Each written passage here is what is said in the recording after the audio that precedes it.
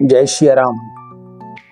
मैं issue Harwani Hanumangarh town Rajasthan से रोज आपको गंगा दर्शन लाइव दिखाता हूँ।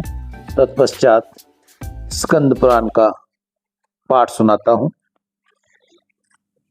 आज का पाठ है वारा भगवान तथा अस्तित्व सरोवर तीर्थ में महिमा, भक्त कुमार तथा राजा तोंडमान का परम धाम गमन। भगवान वारा कहते हैं, एक दिन निषाद राज वसु तोंडमान के द्वार पर आया। द्वारपालों से उसके आगमन की सूचना पाकर महाराज उसे दरबार में बुलाया और मंत्रियों के साथ पुत्र और सह परिवार उसका स्वागत सत्कार किया। तत्पश्चात प्रसन्न होकर उन्होंने वसु से पूछा, वनेचर, किस कार्य से तुम्हारा यहाँ आगमन हुआ है? वसु ने कहा, राजन, मैंने वन में एक बड़े आश्चर्य की बात देखी है, उसे सुनिए। रात में कोई श्वेत रंग का वारहा आकर मेरा सावा चरने लगा। तब मैंने हाथ में धनुष लेकर उसका पीछा किया। खदेड़ने पर वह वायु के समान वेग से भागा और मेरे देखते देखते स्वामी पुष्करणी के तट पर वाल्मीकि में घुस गया। वाल्मीकि में घुस गया। तब मैंने क्रोधवश उस वाल्मीकि को खोदना आरंभ किया। इतने में ही मूर्छित होकर पृथ्वी पर गिर पड़ा। उसी समय मेरा ये पुत्र भी आ गया और मुझे पृथ्वी पर मूर्छित होकर पड़ा देख पवित्र होकर देवादिदेव भगवान मधुसूदन की प्रस्तुति करने लगा। तब भगवान वराह का मुझ में आवेश हुआ। उन्होंने मेरे पुत्र से कहा, निषाद राज, तुम शीघ्र ही राजा के पास जाकर मेरा सारा वृत्तांत उनसे कहो। राजा काली गोरे गो के दूध से अभिषेक करते हुए इस वाल्मीकि को धो डालेंगे। तब इसके भीतर एक परम सुंदर शिला दिखाई देगी। उसे लेकर किसी कारीगर से मेरी मूर्ति बनवाएं, जिसमें मैं भूदेवी को अपने बाएं अंग में लेकर खड़ा रहूं और मेरा मुख सूकर के समान हो। मूर्ति तैयार हो जाने पर बड़े बड़े मुनीश्वरों और वेखानस महात्माओं द्वारा उसकी स्थापना कर समय को तोंडमान भी उसकी पूजा करें। यों कहकर भगवान वारा ने मुझे छोड़ दिया। तब मैं स्वस्थ हो गया। देवादिदेव भगवान वारा आपसे क्या क्या कराना चाहते हैं, ये बताने के लिए मैं यहाँ आया हूँ। राजा तोंडमान भी यह सुनकर बहुत प्रसन्न और विस्मित हुआ। तदंतर पुष्कर और आदि मंत्रियों के साथ कार्य का निश्चय करके व्यक्तांचल जाने का निश्चय किया, विचार किया। सब ग्वालों को बुलाकर कहा, गोपगण जितने भी मेरी काली और कपिला गोए हैं, उन सबको बछड़ों सहित व्यक्तांचल समीप लाओ। गोपों को ऐसा आज्ञा देकर राजा ने मंत्रियों को सूचित किया, कल ही यात्रा करनी है। इसके बाद सब प्रजा को विदा करके जितेंद्रिय राजा अंतपुर में प्रवेश किया और अपनी पत्नियों को वारा की वह कथा सुनाकर वह रात में वहीं सोए। सपने में भगवान श्री निवास ने राजा को बिल्व का मार्ग दिखाया और उसके नगर से लेकर बिल्व के अंत तक मार्ग में पल्लव बिछा दिया। राजा ये सपन देखकर जब सवेरे उठे, तब उन्होंने शीघ्र ही मंत्री और प्रजा और ब्राह्मणों को बुलाया। उन सबसे अपना देखा हुआ सपन सुनाकर जब उन्होंने दरवाजे पर दृष्टि डाली, तब वहां पल्लव बिछे हुए दिखाई दिए। तब उपयुक्त मुहूर्त में घोड़ों पर सवार होकर राजा तोंडमान घर से चले और बिल के पास पहुंचकर वहीं उन्होंने नगर बनाया। उस समय देवादिदेव भगवान ने समय राजा को यह आदेश दिया, अर्थात संकेत किया कि इमली और चंपा ये दो वृक्ष बहुत उत्तम हैं, इनका पालन करो। इमली मेरा आश्रय है और चंपा लक्ष्मी जी का स्थान है। अतः राजा ऋषियों, देवताओं तथा मनुष्यों को इन दो वृक्षों का वंदन करना चाहिए। तोंडमान ने ऐसा कहकर भगवान विष्णु चुप हो गए। उस समय वचन सुनकर राजा ने चाराहा दीवारी बनवाई और बेसानक बेसानस कुल के मुनियों से पूजन करवाया। वह प्रतिदिन बिल से मार्ग से आकर भगवान को प्रणाम करते और लौट जाते। उन्होंने उत्तम भोग भोगने हुए धर्मपूर्वक राजा राज्य किया। इसी समय दक्षिण देश के एक श्रेष्ठ ब्राह्मण गंगा स्नान के लिए स्त्री सहित घर से चले। मार्ग में ब्राह्मणी गर्भवती हो गई। उसे इस दशा में देखकर और अपने साथ चलने में असमर्थ जानकर ब्राह्मण देवता राजा के द्वार पर आए। द्वारपाल से उन्होंने आगमन की सूचना पाकर राजा उन्हें दरबार में बुलाया और उनकी विधि पूर्ण पूजा करके उनसे कुशल समाचार पूछा। ब्राह्मण, आपके आगमन का क्या हेतु है? बतलाइए, मैं आपकी किस आज्ञा का पालन करूं? ब्राह्मण ने कहा, नृपश्रेष्ठ, मैं वशिष्ठ कुल में उत्पन्न वीर शर्मा नामक सामदेव ब्राह्मण हूँ। घर से गंगा स्नान करने के लिए पत्नी को साथ लेकर निकला था। मार्ग में ये गर्भवती हो गई। ये कुशी कुशिक वंश की कन्या तथा बड़ी पुण्यशालिनी है। इसका नाम लक्ष्मी है। ये बड़ी सुशील और पतिव्रता है। इसे मैं अपने घर में रखकर अपना व्रत पूर्ण करना चाहता हूँ। अतः जब तक मैं लौटकर न आऊं तब तक आप इसे रक्षा करें। ब्राह्मण की बात सुनकर राजा ने 6 महीनों के लिए चावल और धन देकर ब्राह्मणी के लिए अंतपुर में एक घर दे दिया। अपनी पत्नी को वहां रखकर ब्राह्मण प्रसन्नता पूर्वक स्नान के लिए चल दिए। उत्तम क्षेत्र प्रयाग में भागीरथी गंगा के तट पर पहुंचकर उन्होंने स्नान किया। वहां से काशी की यात्रा की और वहां भी 3 दिनों तक रहकर वह गया चले गए। वहां उन्हें श्रेष्ठ ब्राह्मण ने अपने पितरों का श्राद्ध किया। तत्पश्चात अयोध्यापुरी की यात्रा करके वह बद्रिकाश्रम को गए। फिर शालिग्राम तीर्थ का सेवन करके अपने देश की ओर लौटे। इसी में 2 वर्ष बीत गए। वैशाख मास की शुक्ल पक्षीय एकादशी तिथि को पुनः राजा के पास पहुंचे। राजा ब्राह्मणी को भूल गए थे। उन्होंने उसका कभी स्मरण नहीं किया। ब्राह्मणी स्वाभिमानी थी। 6 महीने बाद अन्न समाप्त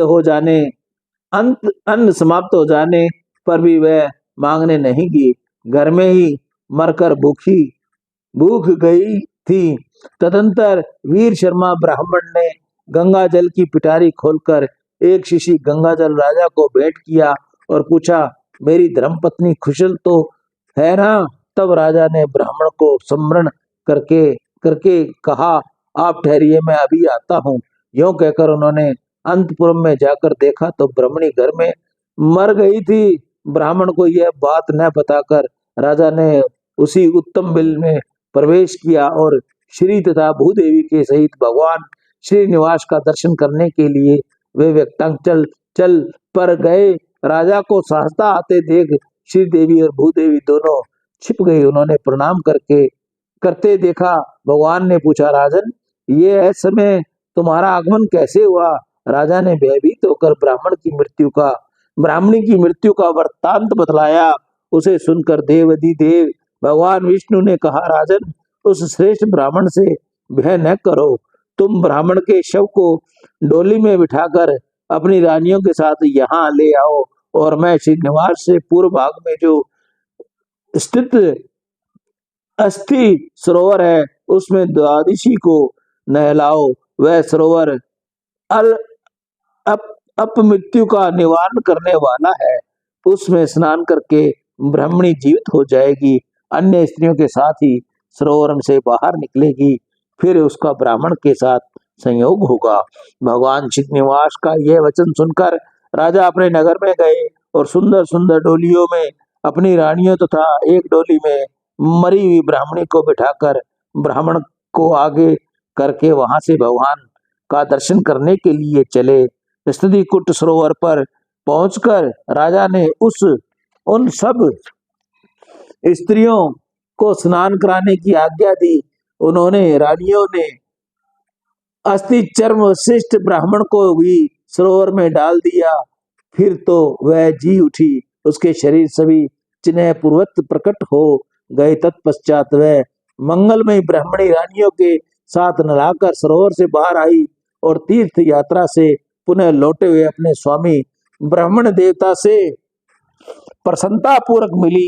राजा ने भगवान से पूछा, आपके ब्राह्मण को धन दिया, 1000 स्वर्ण मुद्राएं और भांति भांति के वस्त्र देकर स्वदेश जाने के लिए उस ब्राह्मण दंपति को सादर विदा किया।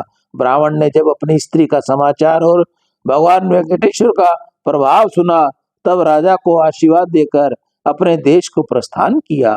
राजा तोंडमान भगवान श्रीनिवास की आज्ञा के अनुसार प्रतिदिन स्वर्ण में कमलों से उनकी पूजा किया करते थे। एक दिन उन्होंने देखा भगवान के ऊपर मिट्टी का बना हुआ तुलसी पुष्प चढ़ा हुआ है। इससे विस्मित होकर राजा ने पूछा, भगवान, ये मिट्टी, कमल और तुलसी पुण्य चढ़ाकर कौन आपकी पूजा करता है? उनके इस प्रकार पूछने पर देवादिदेव भगवान ने स्मरण करके कहा, मेरा एक भक्त कुमार है जो कुर्म ग्राम में निवास करता है। वह अपने घर से मेरी पूजा करता है और मैं उसे स्वीकार करता हूँ। भगवान की यह बात सुनकर राजा उस कुमार को देखने के लिए गए और कुर्मपुर में जाकर उसके घर पहुंचे। राजा को आया देख कुमार उन्हें प्रणाम करके आगे खड़ा हो गया। उसका नाम भीम था। राजा ने उसे पूछा, भीम, तुम अपने कुल में श्रेष्ठ हो, बतलाओ भगवान की पूजा किस प्रकार करते हो? उसके पूछने पर कुललाल ने कहा, महाराज, मैं कभी कोई पूजा नहीं जानता। भला आपसे किसने कह दिया कि कुम्हार पूजा करता है? तोंडमान बोले, समय भगवान श्रीनिवास ने तुम्हारे पूजन की बात कही है। राजा की बात सुनकर कुमार ने पूर्व काल में दिए हुए भगवान के वरदान का स्मरण हो आया। उसने कहा, महाराज, पहले भगवान वेंकटेश्वर ने मुझे ये वरदान दिया कि जब तुम्हारी की हुई पूजा प्रकाशित हो जाएगी, तब राजा तोंडमान तुम्हारे द्वार पर आएंगे और उनके साथ तुम्हारा संवाद होगा। तब तुम्हें मोक्ष प्राप्त हो जाएगा। यूं कहकर पत्नी सहित कुमार वहां आए हुए विमान को और उस पर बैठे हुए भगवान जनार्दन को देखकर उन्हें प्रणाम करते हुए प्राण त्याग दिए तथा राजाधिराज तोंडमान ने देखते देखते विमान पर बैठकर दिव्य रूप धारण करके दिव्य रूप धारणी पत्नी के साथ वह भगवान विष्णु के परम धाम को चल गया। यह अद्भुत घटना देखकर राजा हर्ष में भरे हुए अपने नगर को आए और अपने श्रीनिवास नामक पुत्र का विधि पूर्ण राजाभिषेक करके बोला, वत्स, तुम धर्म पूर्ण सब मनुष्यों का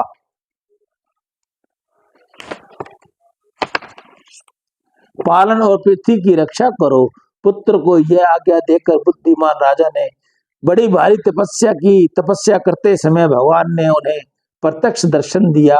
वे श्री तथा भूदेवी के साथ गरुड़ पर आरूढ़ होकर वहां आए थे। भगवान बोले, नृपशेठ, मैं तुम्हारी तपस्या से बहुत संतुष्ट हूँ। बोलो, तुम्हारी किस इच्छा को पूर्ण करूं? देवादिदेव भगवान के ऐसा कहने पर सम्राट तोंडमान अत्यंत प्रसन्न हो हाथ जोड़कर गदगद वाणी में बोले, माधव, मैं आपके जरा मृत्यु सहित धाम में निवास करना चाहता हूँ। मुझे यही मनोवांछित वरदान दीजिए। ऐसा कहकर राजा भगवान के समीप पृथ्वी पर साष्टांग पड़े और शरीर त्याग कर विमान पर बैठे। उस समय गंधर्वगण उनकी स्तुति कर रहे थे। राजा भगवान विष्णु सारूप्य प्राप्त करके शोक मोरहित, जरा मरण वर्जित तथा पुनर्वर्ती शून्य वैकुंठ धाम को चले गए। सूत जी कहते हैं, देवादिदेव भगवान वारा के द्वारा कहे हुए इस भविष्य प्रसंग को जो सुनता है तथा पुण्यमयी पुराण कथा का भक्तिपूर्ण पाठ करता है, वह सब कामनाओं को भोग कर अंत में भगवान विष्णु के परम पद को प्राप्त होता है। सियावर राम, जय जय राम, मेरे प्रभु राम, जय जय राम। आज का पाठ यहीं पूर्ण हुआ। कल हम आपको सुनाएंगे राजा परीक्षित को ब्राह्मण का श्राप। राजा परीक्षित को ब्राह्मण का श्राप, ये कथा हम आपको कल सुनाएंगे। सियावर राम, जय जय राम, मेरे प्रभु राम, जय जय राम। जय मंगल भवन मंगलहारी, द्रवौ सुत सहचर बिहारी, दीन दयाल बिरसम्हारी, हरौ नाथ संकट भारी। मैं ईशु हरवानी हनुमान गट्टा हूँ राजस्थान से। जिस भाई बहन को गाय के घी, गाय के गोबर व अन्य जड़ी बूटियों से निर्मित धूप चाहिए तो मुझसे संपर्क करें, मैं आपको सेवा शुल्क लेकर धूप उपलब्ध करूंगा। राम।